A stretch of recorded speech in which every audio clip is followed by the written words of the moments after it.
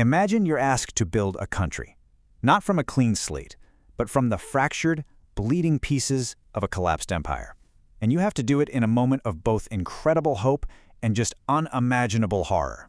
Well, that was the monumental task facing the makers of India's constitution.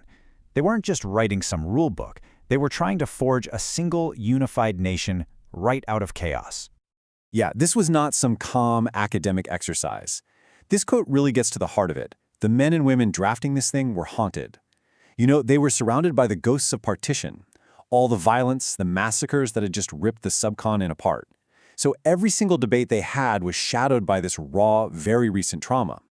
And what's so fascinating here is this profound paradox. On one hand, you've got the sheer euphoria of freedom. Nehru's famous Tryst with Destiny speech. That captures all the hope for a new future. But on the other hand, there's the brutal reality of partition. The riots, the millions of refugees. This was the conflicting, chaotic world in which this new nation had to be born. So where does a task this epic even begin? Well, it begins in the Constituent Assembly. This was the arena, the stage, where the very soul of India would be debated, argued over, and ultimately hammered into shape. So let's step inside this great Indian debate. And the sheer commitment involved, it's just staggering. Over 3 years, the Assembly met for 165 days. And get this, that's just the formal sessions. It doesn't even count the thousands of hours spent in committees, drafting and redrafting. They debated every single clause of what would become the longest constitution in the world. Now, at first glance, you might look at this and think, okay, this is a one-party show. With the Muslim League boycotting, Congress made up a whopping 82%. But here's the thing, and this is so important. The Congress Party was not a monolith. It was more like a giant tent, with everyone from socialists to defenders of landlordism inside. So what was the result? All that internal diversity forced a national debate to happen within the party itself. All right, so with all these different voices in one room, what was the first huge battle they had to fight? Well, it's not surprising, is it? In a country reeling from religious violence, it was the most urgent question of all. How do you protect your minorities? How do you define who belongs and actually make them feel safe in this new India? And this question of loyalty, it was at the absolute heart of the whole debate. Think about it. If you're trying to build one unified nation, can you really allow a system where a citizen's primary identity is religious and their national identity comes second? That was the central fear, this idea of divided loyalties. So the proposal on the table was something called separate electorates. The idea was pretty simple. Members of a particular community could only vote for their own representatives. And proponents, like B. Paka Bahadur from Madras, argued passionately for it. He basically said, look, a non-Muslim can never truly understand the needs of the Muslim community, so it only makes sense. Well, the opposition to this was immediate, and it was fierce. Sardar Patel didn't mince words. He called it a poison. You see, for most of the nationalists, this whole idea was a colonial tactic. It was the classic British divide and rule strategy that they believed had led directly to partition.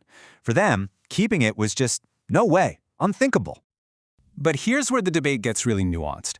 The argument against it wasn't just about national unity. And this is fascinating. Leaders like G.B. Punt argued that it would actually be harmful for the minorities. He called it suicidal, warning that it would permanently isolate them, making them vulnerable and unable to ever really influence the government in a meaningful way.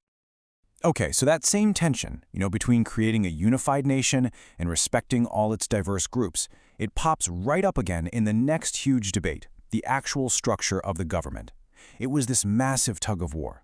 Where should power really live? In the center or out in the states? And this really was the core dilemma, wasn't it?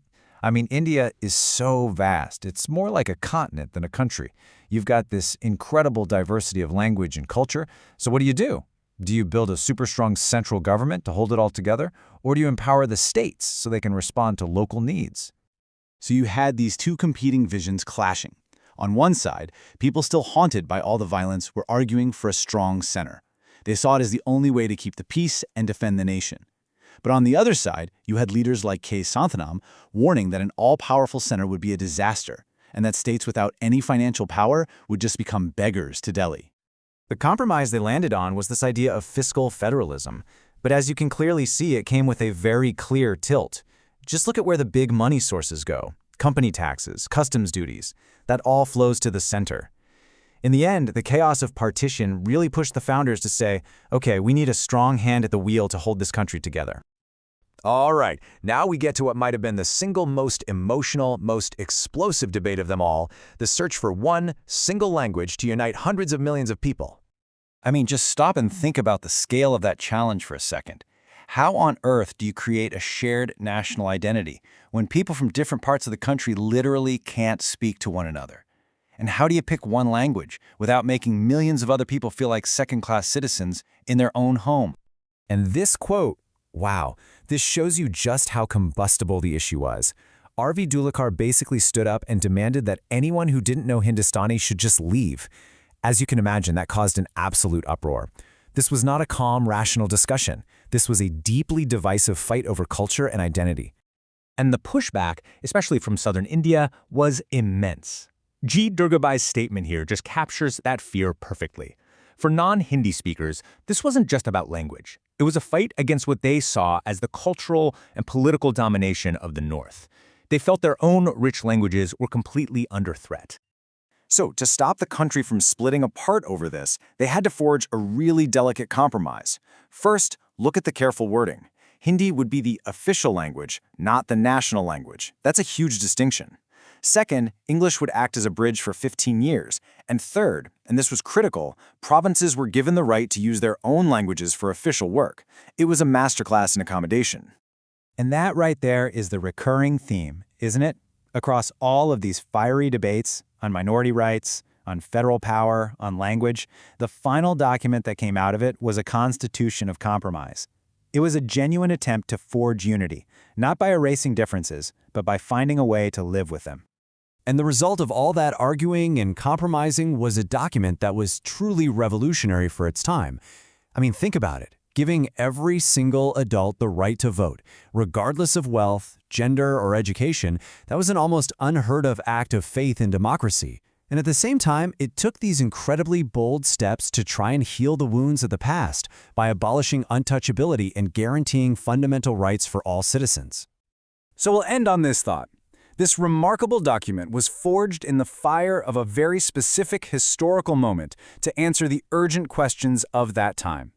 The challenge for every generation since has been to ask, how well does this framework, born of turmoil and compromise, answer the very different but equally urgent questions of our own time?